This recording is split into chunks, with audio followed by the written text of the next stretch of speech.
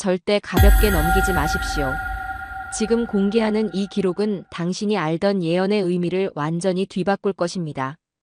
2600년 전 예루살렘에서 쓰인 한 구절이 2025년 오늘 중동의 전쟁 지도와 91% 일치했습니다. 런던의 전직 나토 분석관이 떨었고 서울의 언어학자가 숨을 멈췄으며 예루살렘의 회의실은 침묵에 잠겼습니다. 로스는 러시아, 바사는 이란, 고멜은 터키. AI가 계산한 일치율 앞에서 세계 8개국 연구자들이 모두 같은 질문을 했습니다. 그리고 예언이 가리킨 동쪽 끝, 정확히 8247km 지점에 대한민국 서울이 놓여 있었습니다. 왜 하필 한국이었을까요? 왜 지금 이 시점에 2600년 전 예언이 우리 앞에 나타난 걸까요? 전직 영국 국제안보 분석관 아서 콜필드의 7일간 추적. 예언과 현실 사이에서 발견한 충격적 진실. 그것은 운명이 아니라 선택이었고 답이 아니라 질문이었으며 신비가 아니라 기억이었습니다. 2600년을 관통한 질문이 지금 당신 앞에 펼쳐집니다. 지금 바로 시작합니다. 안녕하세요. 저는 아서 콜필드입니다. 런던에서 국제안보 연구자로 일하고 있어요.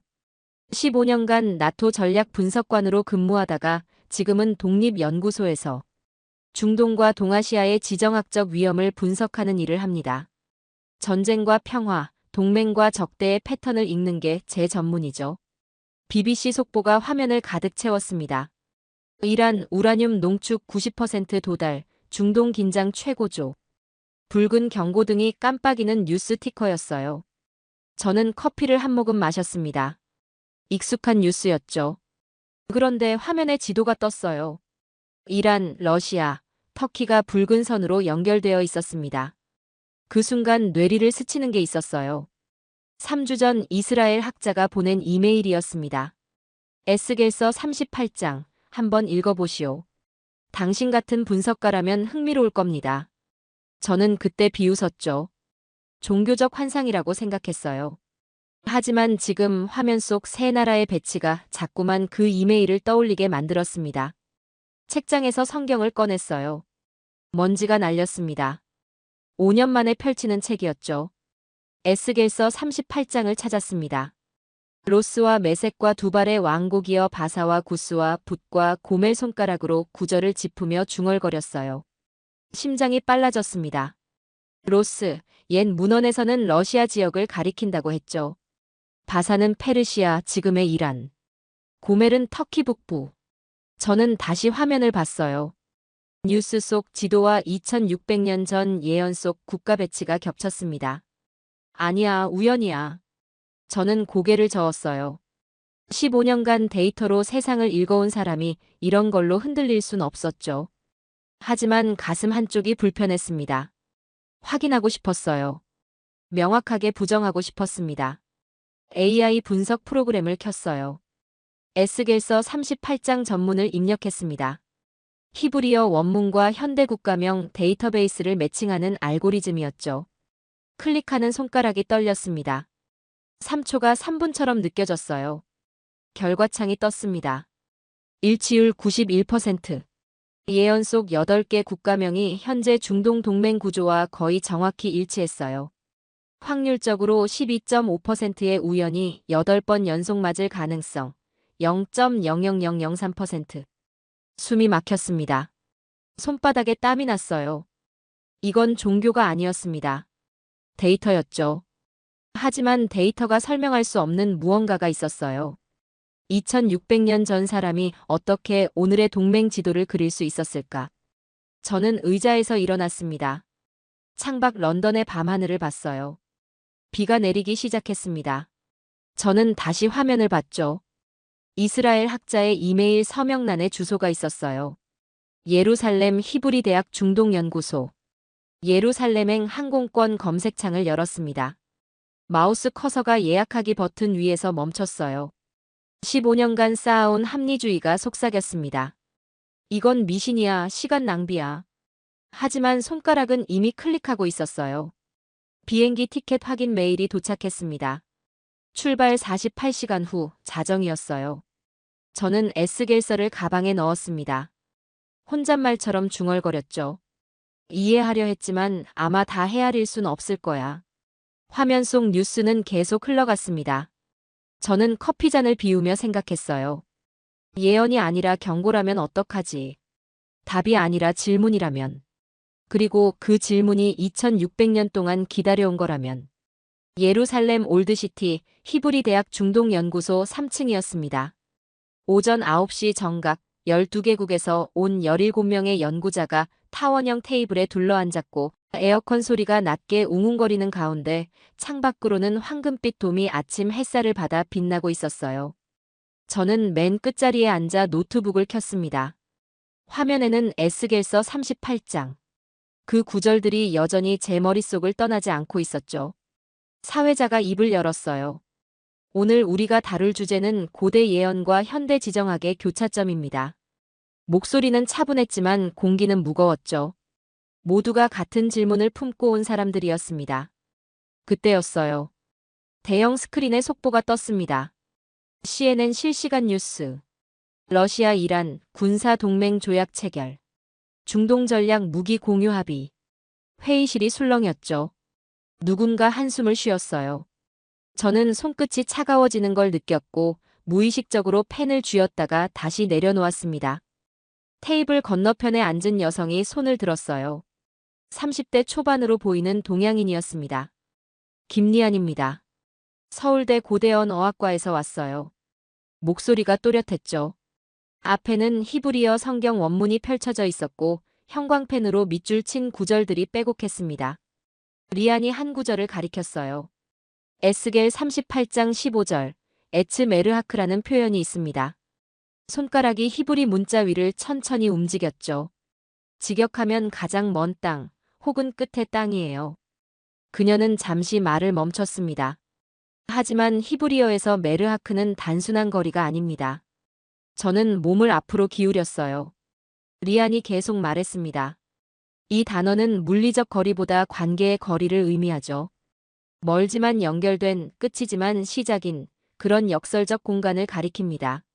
그녀가 지도를 펼쳤어요. 예루살렘에서 정동 쪽으로 그은 빨간 선 하나가 대륙을 가로지르고 있었습니다. 선의 끝. 한반도였어요. 정확히 서울을 가리키고 있었습니다. 제 심장이 2번 크게 뛰었죠. 리안이 조용히 말했어요. 지리적으로는 한국이지만 언어적으로는 상징입니다. 끝이자 시작, 먼 곳이자 연결된 곳. 신의 언어는 좌표가 아니라 방향을 말하는 거예요. 이집트 출신 하산 누리 교수가 냉소적으로 웃었습니다. 상징이라니 학자답지 않은 표현 아닙니까? 목소리에 가시가 돋쳐 있었죠. 리아는 흔들리지 않았어요. 예언은 좌표가 아니라 방향이에요. 신의 언어는 인간의 지도보다 넓습니다. 바로 그 순간이었습니다. 스크린에 또 다른 속보가 떴어요. 북한 마이너스 러시아 탄도미사일 기술 협력 합의. 타이밍이 기묘했습니다. 한반도와 러시아 예언 속 로스와 극동의 연결이 실시간으로 이루어지고 있었죠. 회의실이 다시 침묵에 잠겼어요. 에어컨 소리만 낮게 울렸습니다. 저는 참지 못하고 입을 열었어요. 김 박사님. 제 목소리가 떨렸습니다. 그 끝이 한국인가요? 리안이 저를 바라봤어요. 눈빛이 깊었죠. 지도 위에선 한국이지만 신의 언어 속에선 끝과 시작이 같아요. 그녀가 잠시 멈췄다가 물었습니다. 아서 씨, 당신은 어느 쪽을 믿으시나요?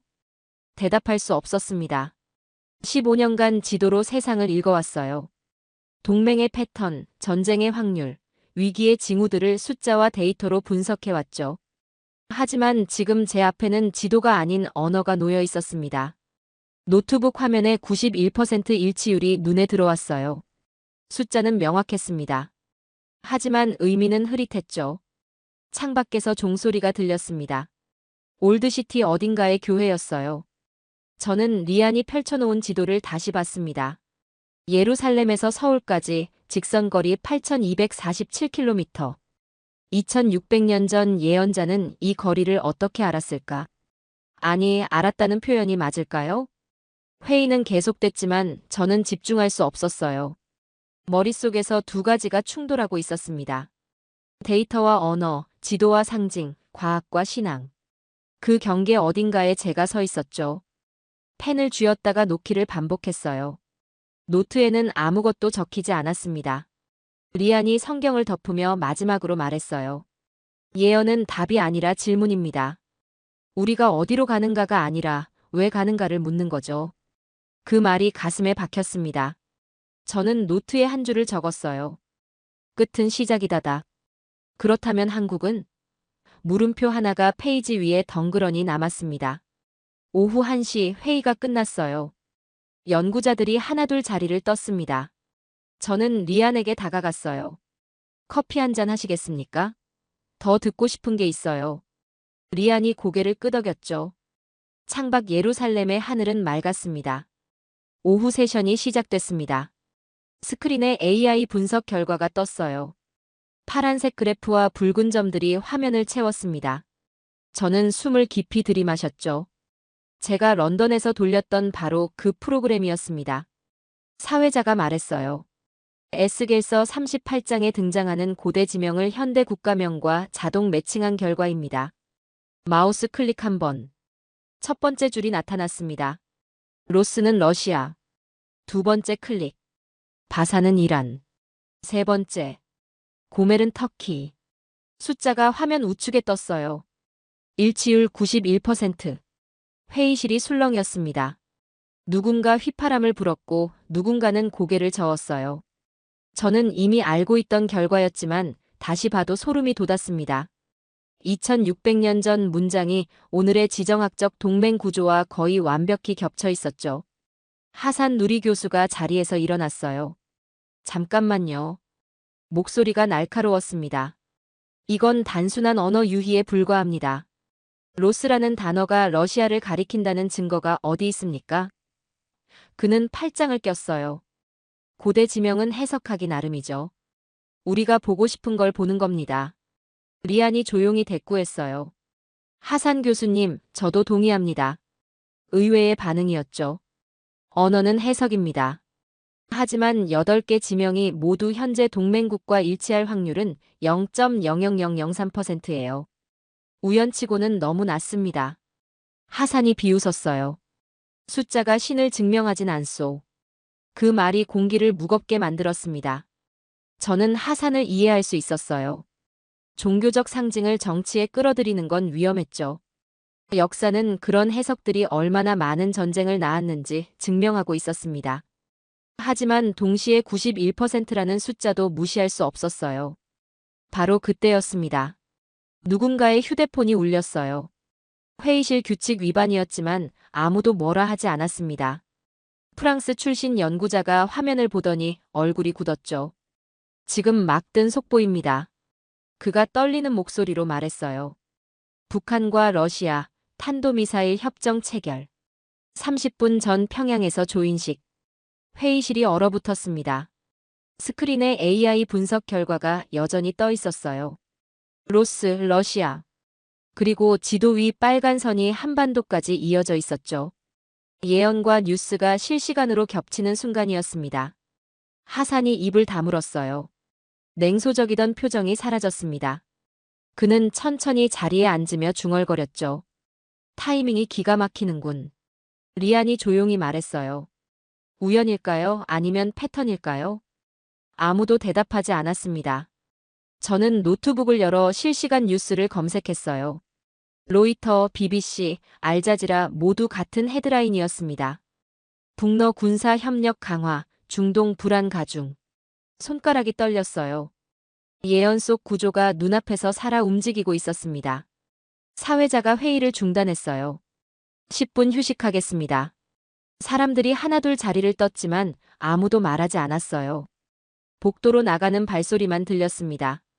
저는 자리에 남아 화면을 응시했죠. 91%. 그 숫자가 자꾸만 커 보였습니다. 창밖을 봤어요. 예루살렘 올드시티의 골목길이 보였습니다. 2600년 전 예언자가 걸었을 길이었죠. 그는 무엇을 보고 이 문장들을 썼을까? 신의 계시였을까? 아니면 인류 역사의 패턴을 꿰뚫어 본 통찰이었을까? 하산이 창가에 서서 담배를 꺼냈다가 다시 주머니에 넣었어요.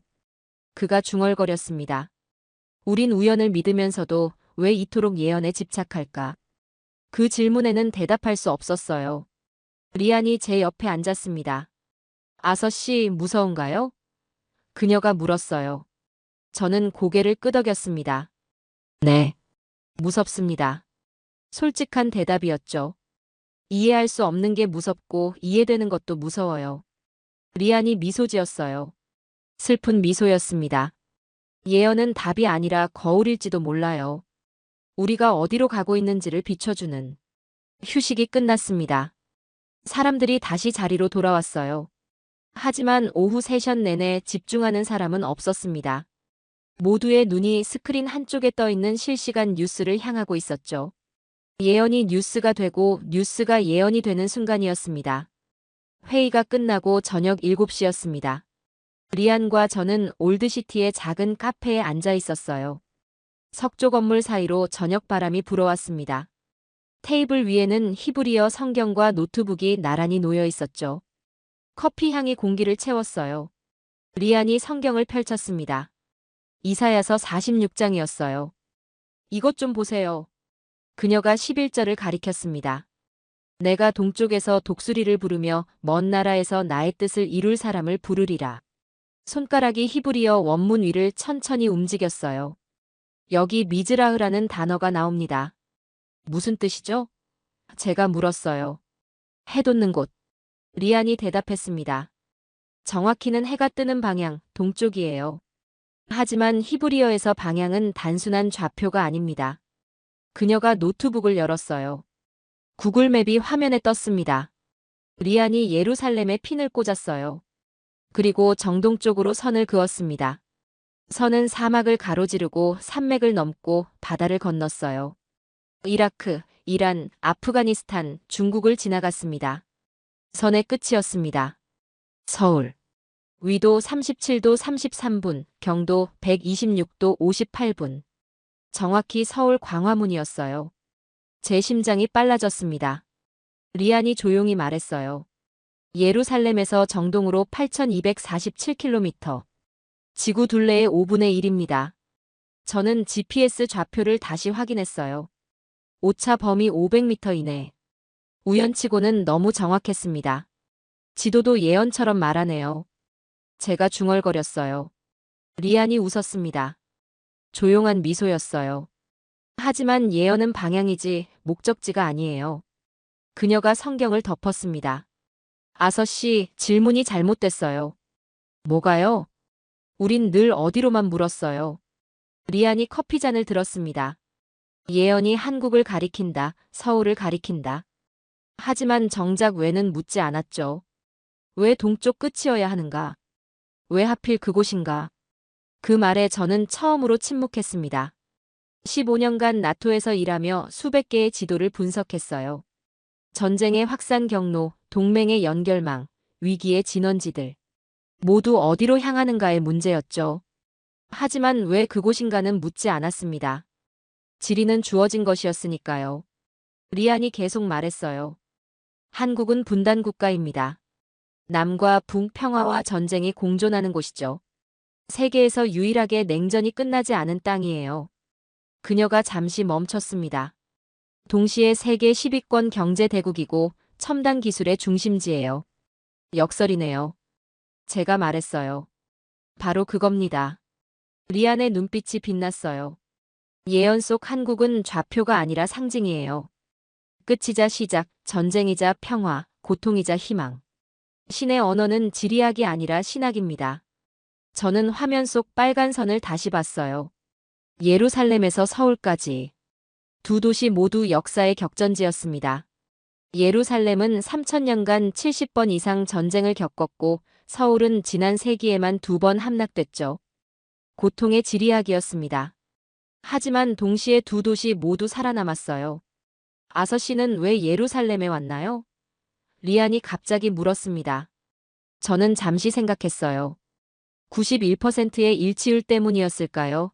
아니면 그 숫자 너머의 무언가 때문이었을까요? 확인하고 싶었어요. 솔직한 대답이었습니다.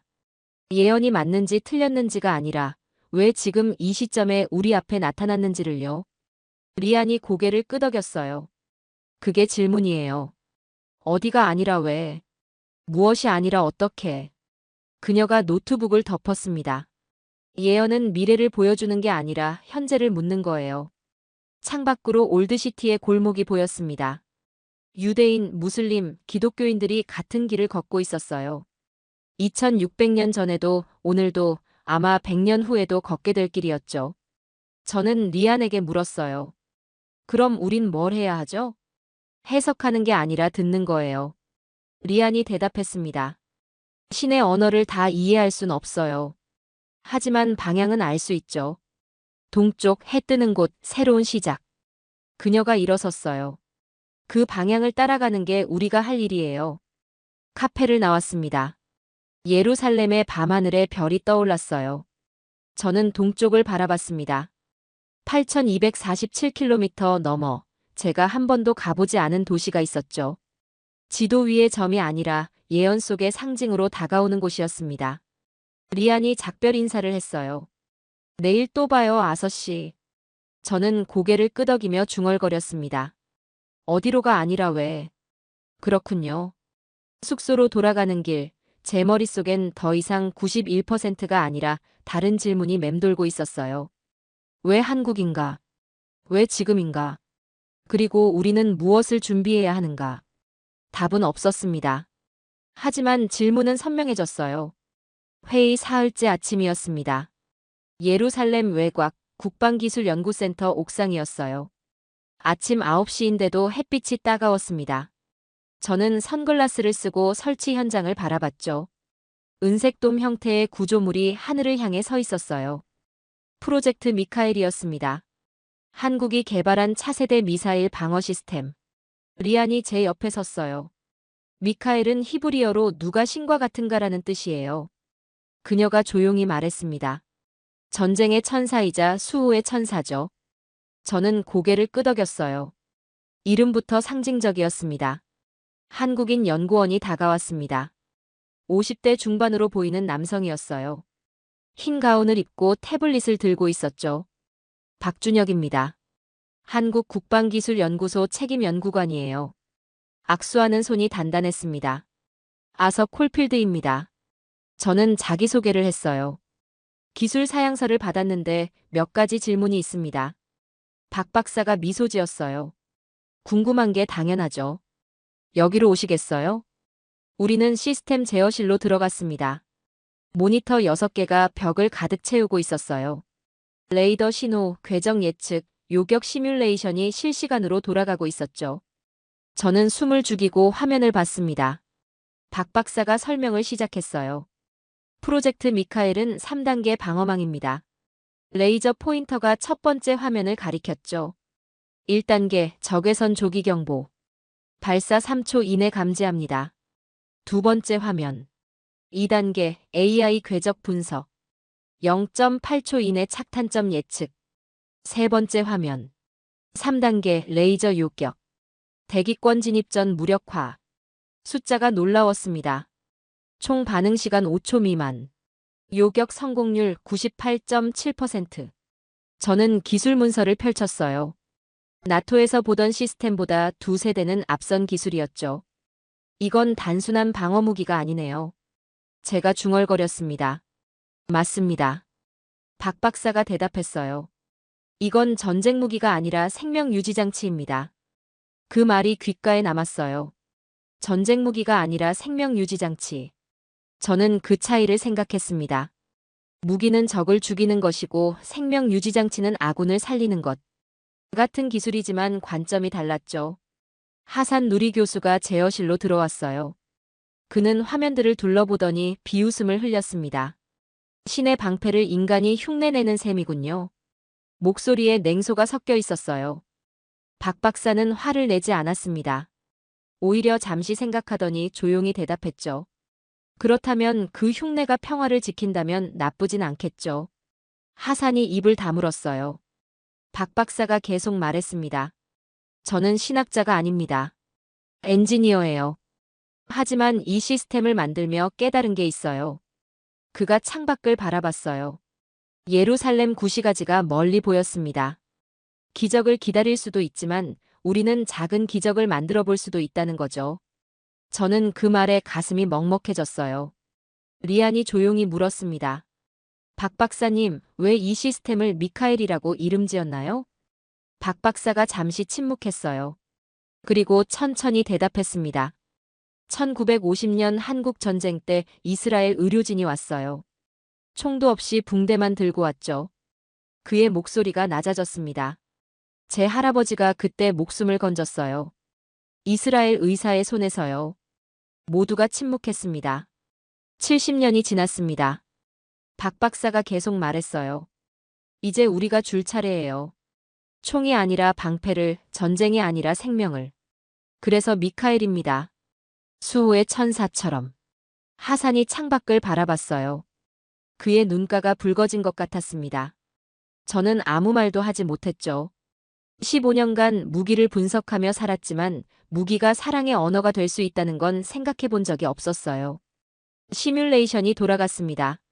화면에 가상의 미사일 궤적이 그려졌어요. 붉은 선이 예루살렘을 향해 날아왔고 파란 레이저가 그것을 가로막았습니다. 폭발. 화면이 깨끗해졌죠. 요격 성공이었어요. 박 박사가 말했습니다. 이 시스템 하나로 100만 명을 지킬 수 있어요. 그게 과학이냐 신앙이냐는 중요하지 않습니다. 생명이 살아남는다면 그게 전부죠. 저는 노트북에 한 줄을 적었어요.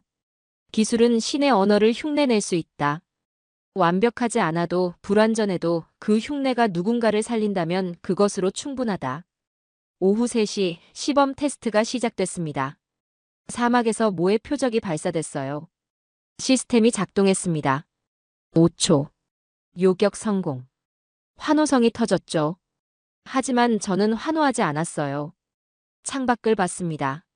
저 멀리 동쪽 8247km 너머에서 온 기술이 이곳 예루살렘의 하늘을 지키고 있었어요. 예언이 기술로, 상징이 현실로, 질문이 대답으로 바뀌는 순간이었습니다. 리안이 제 옆에 섰어요. 아서 씨, 이제 믿으시나요? 저는 고개를 저었습니다. 아직 모르겠어요. 솔직한 대답이었죠. 하지만 이건 알겠어요. 신의 기적을 기다리는 것과 인간의 손으로 기적을 만드는 것, 그 둘이 어쩌면 같은 거라는 걸요. 리안이 미소 지었어요. 그게 믿음이에요, 아서 씨. 회의 나흘째였습니다. 리안이 제게 전화를 걸어왔어요. 아서 씨, 보여드리고 싶은 게 있어요.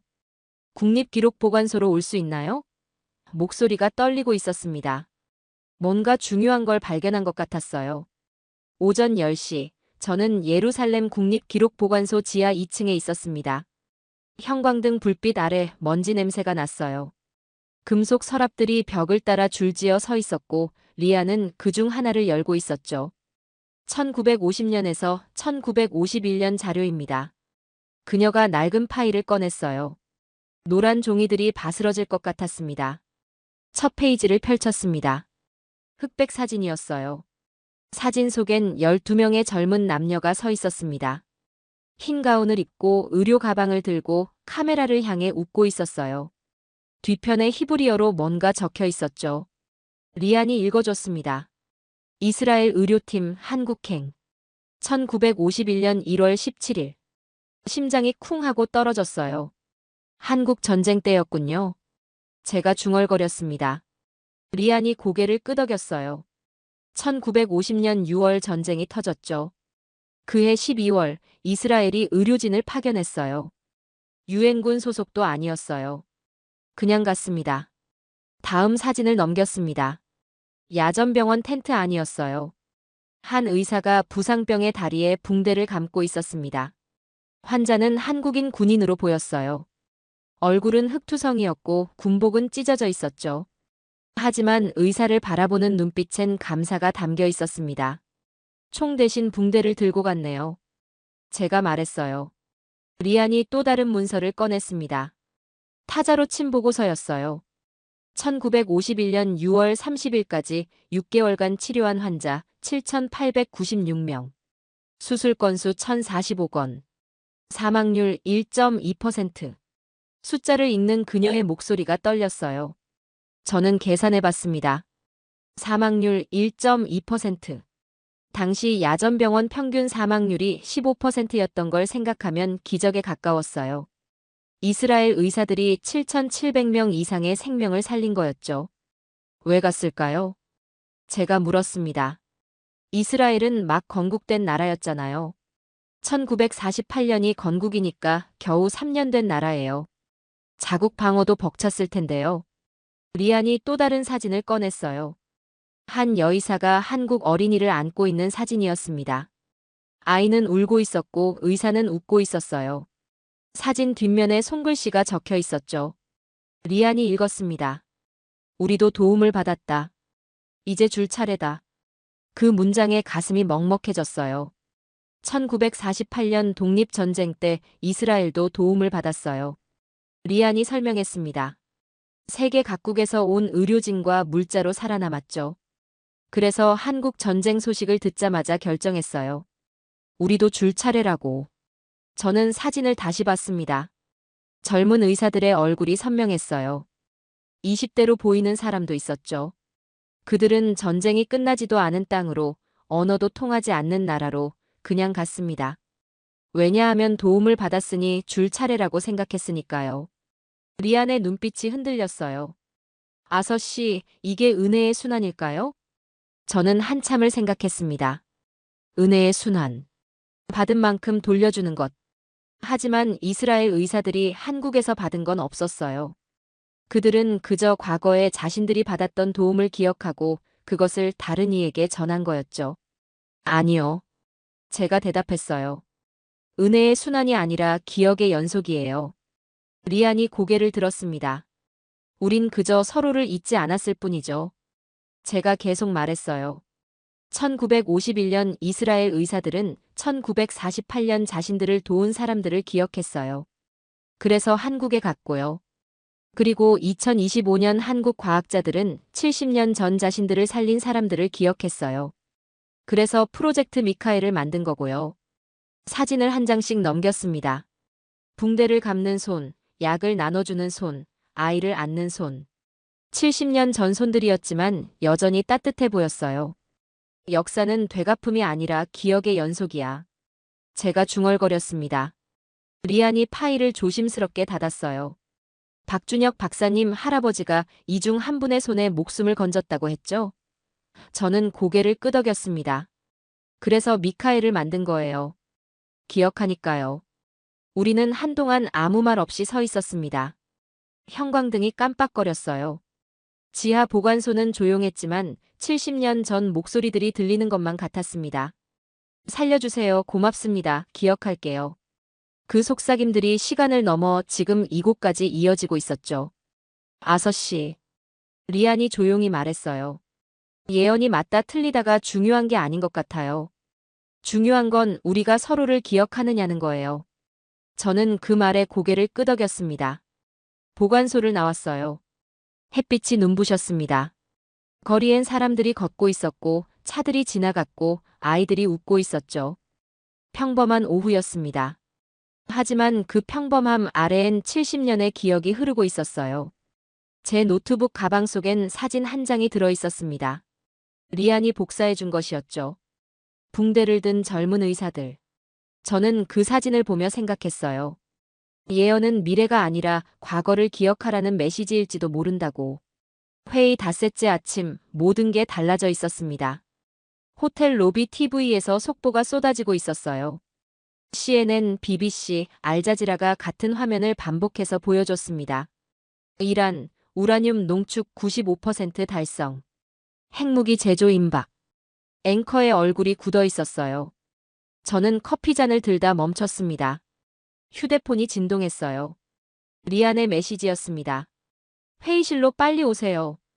상황이 심각해요. 택시를 탔습니다. 운전기사는 라디오를 크게 틀어놨어요. 히브리어 뉴스였지만 톤만으로도 알 수 있었죠. 공포였습니다. 거리엔 사람들이 평소보다 빨리 걷고 있었어요. 슈퍼마켓 앞엔 줄이 서 있었고요. 회의실에 도착했습니다. 모두가 이미 와 있었어요. 하지만 아무도 앉아 있지 않았습니다. 서성이거나 창밖을 보거나 휴대폰을 들여다보고 있었죠. 스크린에는 실시간 뉴스가 떠 있었어요. 지도 위에 붉은 화살표들이 그려져 있었습니다. 이란에서 이스라엘로, 러시아에서 유럽으로, 북한에서 한국으로. 리안이 제게 다가왔어요. 얼굴이 창백했습니다. SNS 좀 보세요. 그녀가 태블릿을 건넸죠. 트위터 화면이었어요. 해시태그가 세계 트렌드 1위였습니다. 예언이 실현 중이다. 스크롤을 내렸어요. 수천 개의 게시물이 올라오고 있었습니다. 에스겔 38장 지금 읽어봐. 로스는 러시아, 바사는 이란, 고멜은 터키. 다 맞아. 전쟁이 온다. 성경이 경고했다. 리트윗, 좋아요, 댓글이 폭발적으로 증가하고 있었어요. 손이 떨렸습니다. 다른 게시물들도 봤어요. 어떤 사람은 지도를 그려 올렸고, 어떤 사람은 예언 구절을 분석했고, 어떤 사람은 피난 준비물 목록을 공유하고 있었죠. 공포가 디지털로 증폭되고 있었습니다. 초당 수백 개의 게시물이 쏟아졌어요. 하산이 창가에 서서 담배를 피우고 있었습니다. 건물 아닌데도 누가 뭐라 하지 않았어요. 그가 피곤한 표정으로 중얼거렸죠. 사람들이 신을 해석하느라 서로를 죽이네. 그 말에 아무도 대꾸하지 않았습니다. 저는 다시 SNS를 봤어요. 한 게시물이 눈에 들어왔습니다. 예언은 선택지가 아니다. 운명이다. 우리가 할 수 있는 건 아무것도 없다. 5만 명이 리트윗했어요. 절망이 바이러스처럼 퍼지고 있었습니다. 이건 잘못됐어요. 제가 말했습니다. 목소리가 떨렸어요. 우린 예언을 연구하려 했지 사람들을 겁주려 한 게 아니잖아요. 리안이 조용히 대답했어요. 하지만 예언은 이미 밖으로 나갔어요. 통제할 수 없어요. 스크린에 또 다른 속보가 떴습니다. 러시아 전략 폭격기 중동 배치.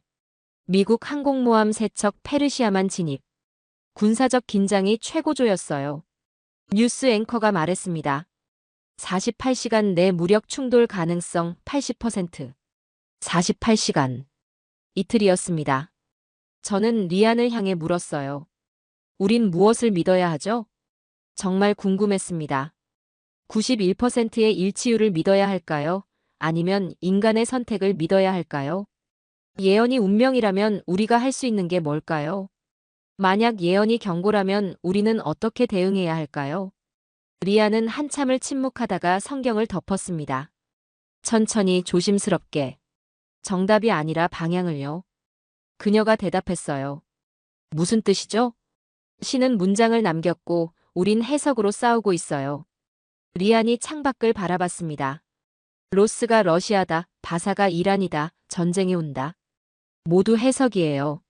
하지만 예언의 본질은 해석이 아니라 질문이죠. 저는 이해할 수 없었어요. 질문이요? 어떻게 살 것인가? 리안이 말했습니다. 예언이 운명을 말한다면 그 운명 앞에서 우리는 어떻게 행동할 것인가? 두려워할 것인가? 준비할 것인가? 서로를 지킬 것인가? 하산이 담배를 껐어요. 바닥에 떨어뜨려 발로 비볐습니다. 아름다운 말씀이요, 김 박사. 하지만 밖에선 사람들이 슈퍼마켓을 털고 있소. 그의 목소리가 쓰라렸어요. 철학은 배고픔을 채우지 못하오. 리안이 하산을 바라봤어요. 하산 교수님, 예언을 믿으세요? 믿지 않소. 그런데 왜 여기 있으세요? 하산이 대답하지 못했습니다. 저는 그 침묵 속에서 답을 봤어요. 하산도, 저도, 리안도 이 회의실에 모인 17명 모두 같은 이유로 여기 있었습니다. 믿어서가 아니라 무서워서. 이해해서가 아니라 이해하고 싶어서. 예언이 맞는지 틀렸는지 확인하려는 게 아니라 만약 맞다면 어떻게 해야 하는지 알고 싶어서요. 박준혁 박사가 회의실로 들어왔어요. 숨이 차 있었습니다. 프로젝트 미카엘 배치 승인 떨어졌습니다. 6시간 내로 완전 가동 들어갑니다. 그의 얼굴에 땀이 맺혀 있었어요. 이제 시스템이 이스라엘 하늘을 지킵니다. 70년 전 붕대를 들고 온 사람들의 후손이 이제 레이저로 하늘을 지키게 됐습니다. 저는 창밖을 봤어요. 예루살렘의 하늘은 여전히 맑았습니다.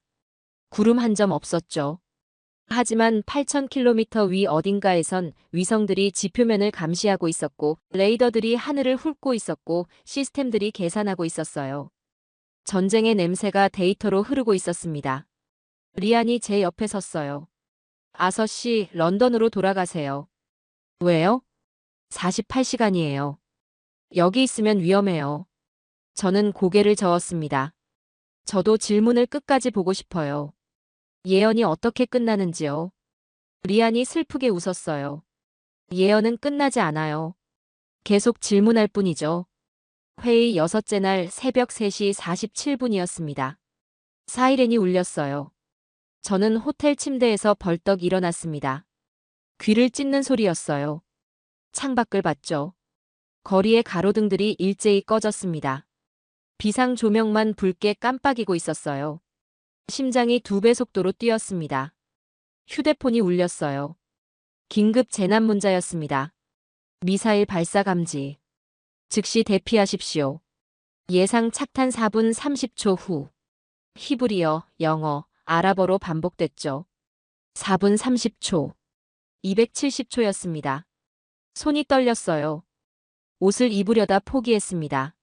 신발만 신고 복도로 뛰어나갔죠. 다른 투숙객들도 나오고 있었어요. 어떤 사람은 울고 있었고, 어떤 사람은 기도하고 있었고, 어떤 이는 그냥 멍하니 서 있었습니다. 지하 대피소로 내려갔어요. 계단을 뛰어내려가는데 다리가 풀렸습니다.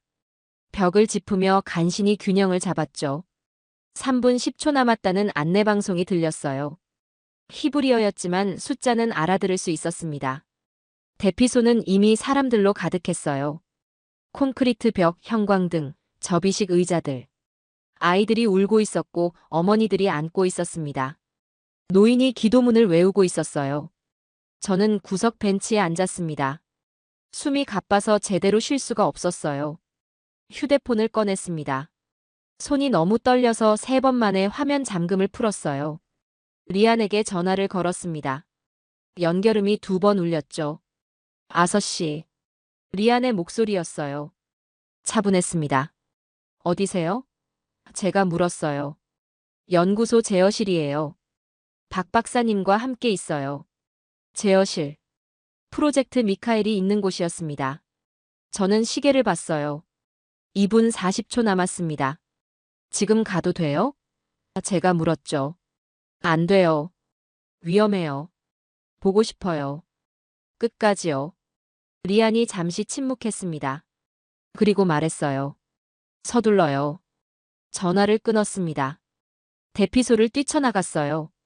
경비원이 소리쳤지만 무시했습니다. 거리로 나왔죠. 텅 비어 있었어요. 사이렌만 울리고 있었습니다. 택시가 한 대 서 있었어요. 운전기사가 차 안에서 라디오를 듣고 있었죠. 문을 두드렸습니다.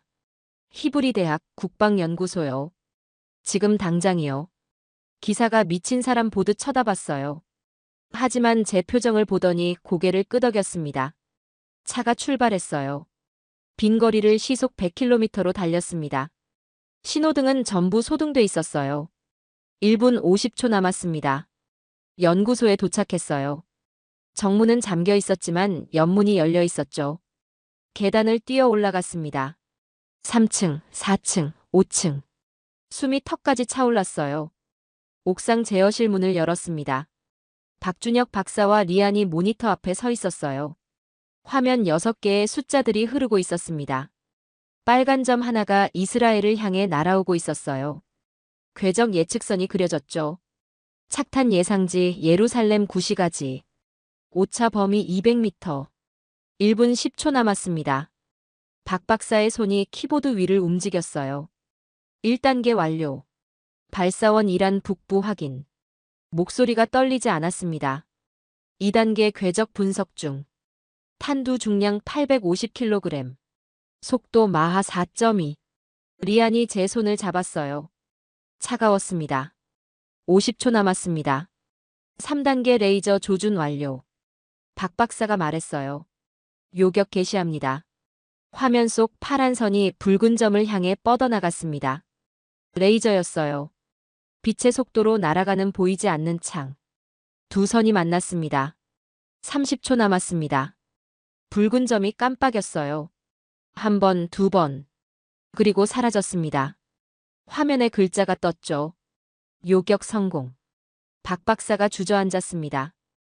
의자에 몸을 기댔어요. 리안이 눈물을 흘렸습니다. 저는 아무 말도 할 수 없었어요. 다리에 힘이 풀려서 벽에 기댔습니다. 사이렌이 멈췄습니다. 거리에 방송이 흘러나왔어요. 위협 제거됨. 대피소에서 나오셔도 됩니다. 히브리어 방송이었지만 톤으로 알 수 있었죠. 안도였습니다. 창밖을 봤어요. 동쪽 하늘이 밝아오고 있었습니다. 새벽 4시 15분이었어요. 해가 떠오르고 있었죠. 구름 한 점 없는 맑은 하늘이었습니다. 미사일의 흔적은 어디에도 없었어요. 박 박사가 일어났습니다. 창밖을 바라봤어요.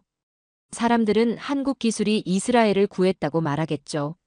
그가 조용히 말했습니다. 하지만 아니에요. 뭐가 구한 건가요? 제가 물었어요. 사람들의 의지요. 박 박사가 대답했습니다. 70년 전 붕대를 들고 온 사람들을 기억한 의지, 받은 걸 돌려주고 싶었던 의지, 서로를 지키고 싶었던 의지. 기술은 그냥 도구예요. 의지가 도구를 움직인 겁니다. 저는 그 말을 곱씹었어요. 의지, 선택, 기억. 모두 인간의 것이었습니다. 신의 예언도 91%의 일치율도 2600년의 시간도 중요하지 않았어요. 중요한 건 지금 이 순간 누군가를 지키겠다고 선택한 사람들의 의지였죠. 저는 처음으로 입에 올렸습니다. 기적이네요. 리안이 저를 바라봤어요. 눈가에 눈물 자국이 남아 있었습니다. 아서 씨, 기적을 믿게 됐나요? 저는 고개를 저었어요. 아직 잘 모르겠어요. 솔직한 대답이었습니다. 하지만 이건 알겠어요. 기적은 결과가 아니라 깨달음이라는 거요. 무엇을 깨달았는데요? 신의 언어를 다 몰라도 괜찮아요. 제가 말했습니다. 생명을 지킬 수 있다면 그게 믿음이죠. 완벽하게 이해하지 못해도 91%를 설명하지 못해도 예언의 뜻을 다 헤아리지 못해도요. 그냥 지키면 돼요. 서로를요. 박 박사가 미소 지었어요. 리안도 웃었습니다. 해가 완전히 떠올랐습니다. 예루살렘의 황금빛 돔이 아침 햇살을 받아 반짝였어요. 거리에 사람들이 나오기 시작했습니다. 아이들이 뛰어놀고 상점 문이 열리고 차들이 움직이기 시작했죠. 평범한 아침이었습니다. 하지만 8,000km 위 궤도 어딘가엔 파편들이 떠다니고 있었어요. 요격당한 미사일의 잔해. 전쟁이 될 뻔했던 순간의 증거. 하지만 아무도 그걸 보지 못했습니다. 보이는 건 그저 맑은 하늘뿐이었죠. 제 휴대폰이 울렸어요. BBC 속보였습니다. 이스라엘, 이란 미사일 요격 성공. 한국 기술력 세계 주목. 기사 아래엔 댓글이 수천 개 달려 있었어요. 감사, 축하, 놀라움. 하지만 저는 그 기사를 읽지 않았습니다. 대신 창밖을 봤어요. 동쪽을 향해서요. 8,247km 넘어 예언 속 끝에 땅이 있는 곳. 그곳에서 온 기술이 이곳의 생명을 지켰습니다. 예언이 아니라 기억으로, 운명이 아니라 선택으로, 신비가 아니라 의지로요. 리안이 제 옆에 섰습니다. 이제 믿으세요, 아서 씨? 저는 한참을 생각했어요. 그리고 대답했습니다. 뭘 믿는지는 모르겠어요. 하지만 무언가는 믿게 된 것 같아요. 일주일이 지났습니다. 전쟁은 일어나지 않았어요. 미사일 요격 이후 이란은 침묵했고, 러시아는 대화를 제안했고, 터키는 중재안을 내놓았습니다. 긴장은 여전히 남아 있었지만 세상은 조용했어요. 사이렌은 더 이상 울리지 않았고, 사람들은 다시 일상으로 돌아갔죠. 저는 뉴욕에 있었습니다. 유엔 본부 3층 회의장이었어요. 유리창 너머로 이스트강이 보였습니다. 국제안보 긴급회의가 열리고 있었죠. 한국과 이스라엘 대표가 나란히 단상에 앉아 있었어요. 박준혁 박사도 그중 한 명이었습니다. 기자들이 가득 찼어요. 카메라 셔터 소리가 빗소리처럼 쏟아졌습니다. 한 기자가 손을 들었어요. 박 박사님 질문 드립니다. 영어였습니다. 많은 사람들이 이번 요격을 성경 예언의 성취라고 말합니다. 에스겔 38장이 실현됐다고요. 어떻게 생각하십니까? 회의장이 조용해졌습니다. 모두가 박 박사를 바라봤어요. 박 박사는 잠시 침묵했습니다. 마이크를 당겼죠. 저는 신학자가 아닙니다. 목소리가 차분했어요. 엔지니어예요. 예언의 성취인지 아닌지는 제가 판단할 수 없습니다. 기자가 다시 물었어요. 그럼 우연이라고 보십니까? 아니요. 박 박사가 대답했습니다. 우연도 운명도 아니에요. 선택입니다. 70년 전 이스라엘 의사들이 한국에 간 건 선택이었어요. 우리가 프로젝트 미카엘을 만든 것도 선택이었죠. 예언이 우릴 움직인 게 아니라 우리가 기억을 선택한 겁니다. 저는 맨 뒷자리에 앉아 그 말을 듣고 있었어요. 선택. 그 단어가 가슴에 와닿았습니다. 91%의 일치율도 2600년의 예언도 AI의 분석도 중요하지 않았어요. 중요한 건 지금 이 순간 무엇을 선택할 것인가였죠. 회의가 끝났습니다. 사람들이 하나둘 자리를 떴어요. 저는 복도로 나왔습니다. 창밖으로 맨해튼의 빌딩 숲이 보였죠. 저 멀리 자유의 여신상이 작게 보였어요. 리안이 제게 다가왔습니다. 아서 씨, 이제 런던으로 돌아가시나요? 저는 고개를 저었어요. 아직 모르겠어요. 질문이 끝나지 않았거든요. 무슨 질문이요? 왜 한국이었는가? 제가 대답했습니다. 왜 이스라엘이었는가? 왜 지금이었는가? 그리고 이 질문들이 앞으로 어디로 이어질 것인가? 리안이 미소 지었어요. 아서 씨, 이제 진짜 연구자가 됐네요. 저는 웃었습니다. 유엔 건물을 나왔어요. 뉴욕의 거리는 시끄러웠습니다. 차 소리, 사람들 목소리, 공사장 소음. 하지만 제 머릿속은 조용했어요. 8247km 떨어진 두 도시가 떠올랐습니다. 예루살렘과 서울. 끝과 시작, 고통과 희망, 전쟁과 평화. 휴대폰을 꺼냈어요. 박 박사에게 메시지를 보냈습니다. 서울에 가보고 싶습니다. 직접 보고 싶어요. 예언의 끝이 아니라 시작을요. 답장이 바로 왔어요. 언제든 오세요. 기다리겠습니다.